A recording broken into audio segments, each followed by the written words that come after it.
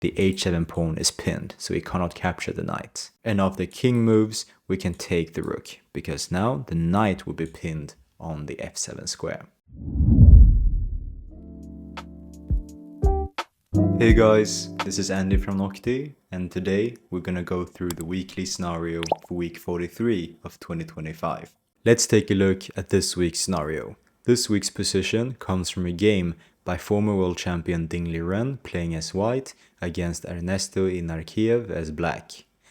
This position comes from a game from a course by international master and FIDE senior trainer Jesper. In the course, Jesper has made an anthology of former World Champion games, picking out 2 games from each chess World Champion all the way from the beginning to the current World Champion Gukesh. Each game is annotated, and Jesper has also created sparring positions from the critical moments of the games, so you get the chance to put yourself in the shoes of the World Champions and try to solve the situation and play the game from there against Noctie. I'll put the link down in the description, feel free to check that out if you're interested. So let's take a look at this position. We are at move 26 and it's white to move. So let's try and understand what's going on here. So as usual, we'll start by looking at the material balance. And here we see that both sides have a queen and 2 rooks, as well as 2 minor pieces. And then we count the pawns. We see that both sides have 6 pawns each.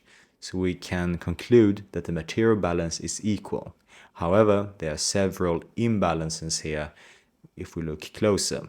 For one part, we see that black has 2 knights, whereas white has a bishop and a knight. So that is the first imbalance. And furthermore, we of course notice the pawn structure. So in this case, black has 2 pawn islands. We have 3 pawns here on the queen side and 3 pawns here on the king side. White, on the other hand, has 3 pawn islands with 2 pawns each. But most importantly, we see that white controls the center with a d4 and e4 pawns. So in that sense, this of course is an asset for white. It gives more space by having control of the center, but it will also turn into a weakness. So with the pawns here that black have on c6 and f6, these pawns are limiting the mobility of our center pawns. And black's idea, of course, could be to target our center and turn it into a weakness. And apart from that, we see that white is starting a kingside attack. We have the queen here positioned on h3, already staring down at black's king. And also the rook has lifted up to d3, enabling to support by coming over to the kingside. And also white's bishop here on c2 could potentially also point down towards black king. So all in all, it's a very dynamic position and very sharp. So white's idea is of course to try to utilize the extra space in the center and launch a kingside attack. Black, on the other hand, will try to improve the pieces, consolidate, and then target white center and turn it into a weakness. So let's see here how the game went. And behold, this is a very difficult position between 2 super strong GMs. So yeah, each move has a lot of depth behind them. We won't be possible to analyze them thoroughly. We'll just glance through at how the game went and explain the most essential ideas. So here, Ding Liren played a very instructional move. So if you want to challenge, feel free to pause the video here and think for a few minutes to see if you can find it. And a tip here, of course, is how do we activate more pieces to get involved in the attack against black's king. So now I assume you've had a little thought, and probably you can see that Ding played the move b4. So very nice move. And why is that? Well, as we said, we have already some pieces ready to target the king side. But the only piece that was basically left out was this bishop here on c2. And what the b4 move does is, of course, it opens up the a2 g8 diagonal. On the next move, white is then ready to play bishop b3, hitting the queen with tempo and staring down towards black's king side. Furthermore, this b4 move grabs some extra space on the queen side, and later on, perhaps b5 could be an idea. So here, black played g5, the most challenging and also the most critical move. So note here that of course when white played b4, this move must be calculated. So the idea of course is to kick our knight with tempo and then later on perhaps bring the c8 knight via e7 to g6, helping out in the defense. What should we do when facing a threat? Well, we should first pause and see if we can create a counter threat. And here, you guessed it, Ding played bishop b3. So instead of reacting to the knight being hit, we can follow through with our plan, play bishop b3, hit the black's queen, never giving them the chance to capture our knight. And now the queen does not have too many moves. The queen goes back to e8. And remember here that it's important to retreat along this diagonal because the queen needs to be guarding the g6 square. Otherwise the knight will jump in here with a beautiful checkmate because the h7 pawn is pinned. So after queen e8, Ding follows through with the attack, never blinking once. And notice here the rhythm, the flow of the attack. As we saw earlier, the knight on f4 is now once again under fire.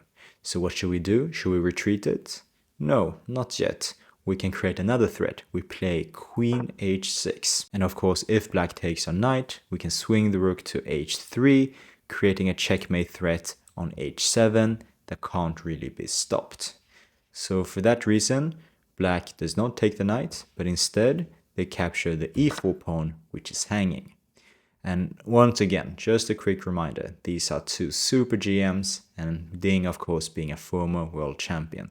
So all this have been calculated when white played b4 in the beginning. Alright, so this is quite forced from here. Ding plays rook h3, once more applying pressure on the h7 square. Notice here that black's queen is defending h7, so there's no mate threat, but this keeps the queen on this diagonal, so it has to guard the h7 pawn. And here, black plays knight e7, trying to bring over the knight and support in the defense on the king side. Notice here, of course, the critical line is to capture the knight here on f4. What will happen then? Well, the thing is, as we mentioned, the queen is stuck on this diagonal to defend the h7 pawn. So after rook takes, the queen would have very few squares, and in fact, black will be forced to give up material. But in any case, the game continued knight e7, and here Ding found a beautiful tactic, and I think this was the move that black missed in the initial line. So the point is, we play bishop c2. Of course, we are threatening the queen, and the queen can't leave this diagonal. So the queen captures the bishop, and now Ding had a brilliant idea in mind. Once more, if you want to challenge yourself, feel free to pause the video and see if you can find Ding's brilliant next move. So assuming you have paused, it's a brilliant interference tactic, meaning that we put an obstacle in the same diagonal or line of the black's pieces, stopping them from defending the target square. And here, of course, it's knight d3. Look how beautifully white's pieces are working together. The rook here is defending knight here on d3, so black's queen cannot capture it. And this knight, of course, blocks black's queen from protecting the h7 square. So now we have once more renewed the mate threat on h7. And in fact here, there isn't really a good defense for black. So black does what he can only do, and that is to play king g8, trying to evacuate the king. And now we simply take, and then king f7, only move. Now knight e5 check. And notice here, this was all forced. And of course the knight here on e5 is safe because the f pawn is pinned. And more importantly, if we just step back, we see that we have this long x-ray going on against black's queen. So with knight e5, we unleashed a discovered attack on black's queen. So now when the king moves, we can pick up the queen, and now after black takes our knight, we have a position where we have got the queen in exchange for the two knights.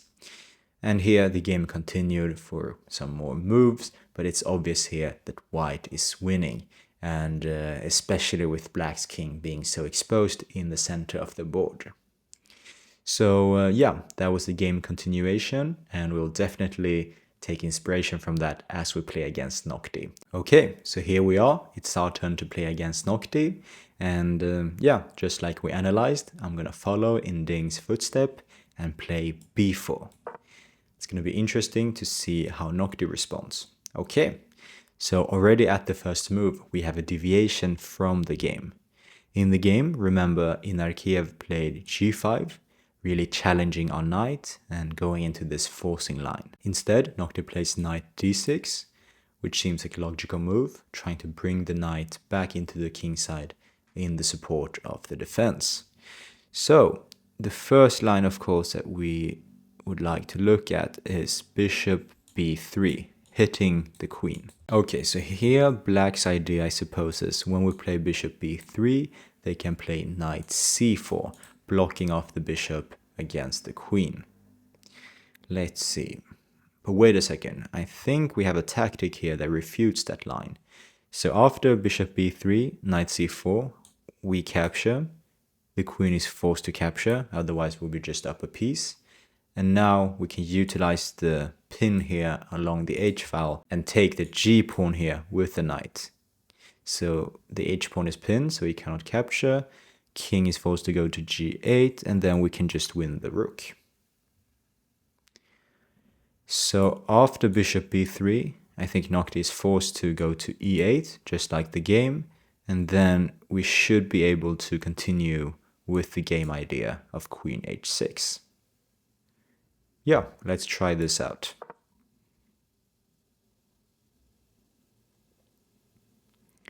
Let's see here what Noctie does. Okay, so Noctie realizes that knight c4 is not possible, so she goes back instead. But now, remember, we have the advantage of knowing the actual game, so we have some inspiration to draw from. And here, Ding played queen h6. Well, not in this exact position, but yeah, in a similar position. Okay, so let's just double check queen h6 for a moment. Let's say we play queen h6.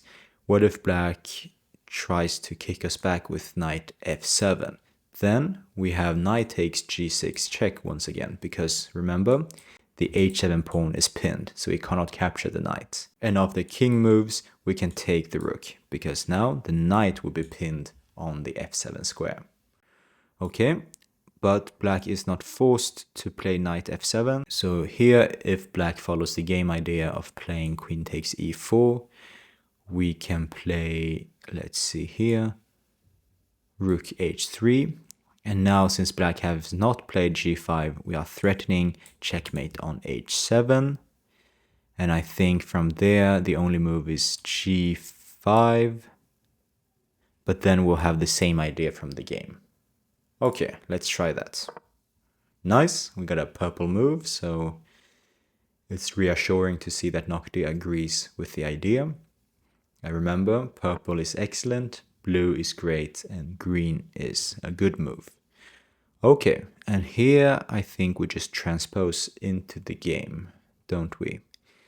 So let's just calculate it anyways. Rook h3, threatening checkmate on h2.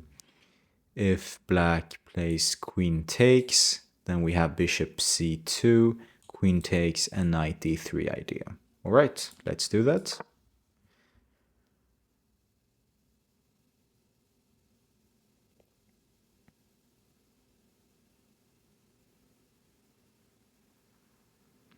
Okay, Noctie is having a think. Wow, interesting. So here we got a deviation, and I think it's because Noctie realized that queen takes e4 simply is not working.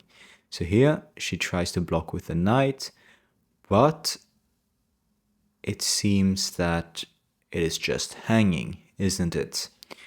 And here we can even choose to either capture with the rook or the knight. So let's just try and see which one is better. If we take with the rook, then of course we renew the threat on h7. And after that, yeah, queen takes e4 doesn't even work here, because then we will have knight g6 check, utilizing the pin. So I think, yeah, rook takes must just be crushing. Now they have to defend h7. Okay, Noctie takes. But here, don't we just have knight g6 check? Queen can't take because we can just take with the queen. The h7 pawn is once more pinned. And yeah. Black is forced to take, yeah, otherwise the king had no moves, but now we can just take back and we got ourselves a winning position. Okay, and here, what do we do? Notice the h-pawn is still pinned, so we don't have to move the queen. Instead, I'm just going to take the f6 pawn. Black refuses to trade. That makes sense, but from here we have too much material. We have too much material. I think we can just take the knight, and Black's position is collapsing. We just move up with the king, no problem. And now, yeah, Noctie tries for some desperados, but we just simply take it. Black has no counterplay at all. And from here, what do? We can just move the king somewhere and we'll have checkmate very soon. Okay, let's see. Here, there should be a checkmate in multiple ways. But let's just go rook there. Rook f8 only move. And now we can play rook takes f8 checkmate. Nice, we managed to do this. So this week's scenario was a great exercise on attacking chess and creating dynamic play against the opponent's king. So one important theme here was of course creating threats and counter threats.